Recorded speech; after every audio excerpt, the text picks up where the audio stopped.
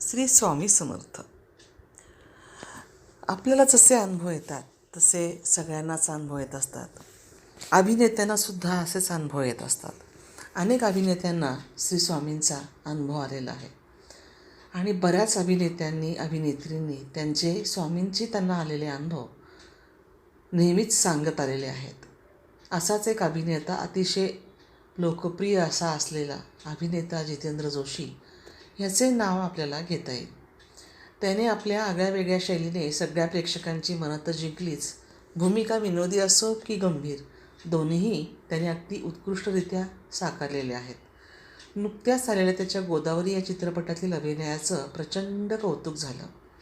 सध्या जितेंद्रचा एक video social मीडियावर खूप व्हायरल होतो आहे, ज्यात त्याने त्याचा स्वामी समर्थांबद्दलचा अनुभव सांगितलेला आहे. कानाला खडा या झी मराठीच्या कार्यक्रमात बोलताना त्यांनी संजय मोहने हे अभिनेते यांना त्यांना अक्कलकोटच्या बसमध्ये आलेला अनुभव सांगितलेला आहे. हा अनुभव सांगताना जितेंद्र म्हणतात की मी एकदा अक्कलकोटला निघालो, एकटाच होतो. तिथे माझ्या शेजारी एक आजोबा होते. त्यांच्या मुलांनी त्यांचा अपमान केला म्हणून ते घर सोडून आले होते. सगळं सोडून ते अक्कलकोटला निघालेले होते. कंडक्टराला मी तिकीट काढलं, त्यांच्याकडे पैसे मागितले, त्यांच्याकडे पैसे नव्हते. कंडक्टरने त्यांना शिव्या द्यायला सुरुवात केली. मी म्हणालो की अहो, शिव्या कशाला देताय? असं कितीचे तिकीट आहे? मला सांगा, मी देतो पैसे.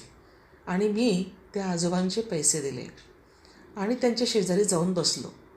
त्यांना विचारलं काय झालं बाबा? त्यावर ते म्हणाले काही नाही, मुलांनी अपमान केला, घर सोडून आलो, दुसरं काय. मी म्हणालो बायको तर असेलच ना? ते म्हणाले आहे की, पण तिनेसुद्धा त्यांचीच बाजू घेतली. दुखावलो, दुसरं काय. घर शेती सगळं सोडून आलो आणि आता अक्कलकोटला मी जाणार, स्वामींची सेवा करणार. मला याचं वाईट नाही वाटत की त्यांनी माझा अपमान केला. मला वाईट याचं वाटतं की मी अक्कलकोटला या आधीच यायला हवं होतं. खूप उशीर झाला मला. पुढे जितेंद्र म्हणाले अक्कलकोट आलं, सगळे उतरले. उतरल्यावर मला असं वाटलं की आजोबांना थोडेसे पैसे आपण द्यायला हवे होते. मी बसच्या बाहेर उभा राहिलो त्यांची वाट बघत, पण ते उतरलेच नाहीत. मी सगळीकडे त्यांना शोधलं, परंतु संपूर्ण अक्कलकोट शोधूनही मला ते दिसलेच नाहीत कुठे.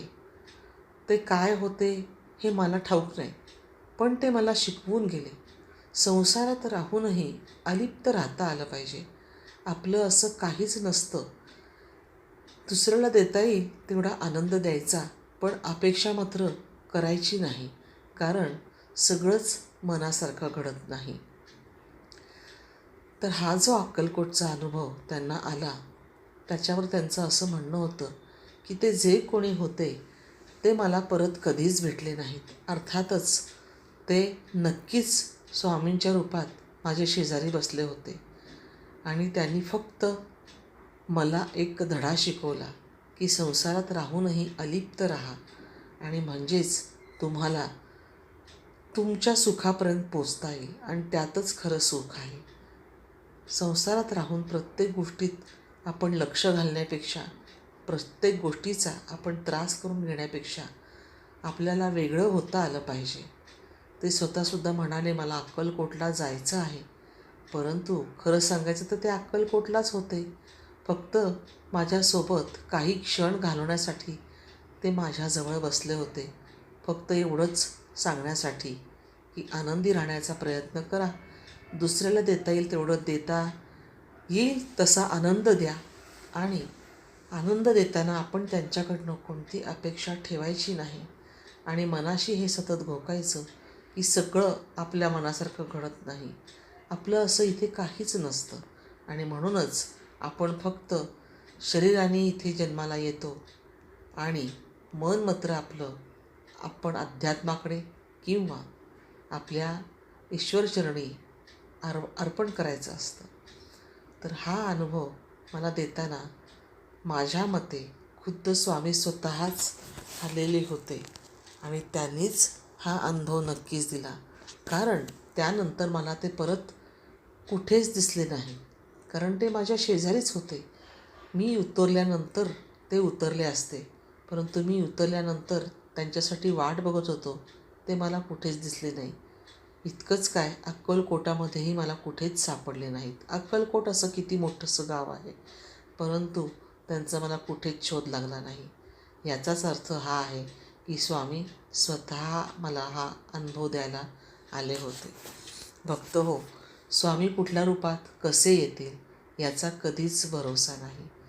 तुम्ही त्यांची भक्ती करा की नका करू, पण तुम्ही एक सच्चा माणूस असाल, खरे माणूस असाल, लोकांना त्रास न देता दुसऱ्यांना मदत करणारे असाल, तर जेव्हा आपण दुसऱ्याला मदत करतो तेव्हा खुद्द स्वामी स्वतः, खुद्द ईश्वर स्वतः आपल्या मदतीसाठी आपले हात पसरून उभा असतो.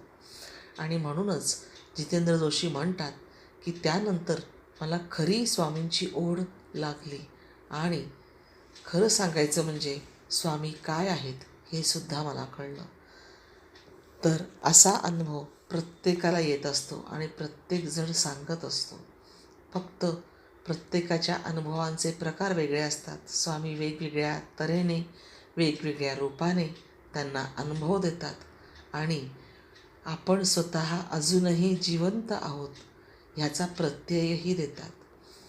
तुम्हाला हा व्हिडिओ आवडला का हे मला कमेंटमध्ये जरूर कळवा आणि लाईक करा, शेअर करा. तुम्ही नवीन असाल तर या ब्रह्मांड नायकाला नक्की सबस्क्राईब करा. तसेच बेल आयकॉनवर क्लिक करा, म्हणजे पुढील सर्व व्हिडिओ तुम्हाला पाहता येतील आणि ऐकताही येतील. श्री स्वामी समर्थ.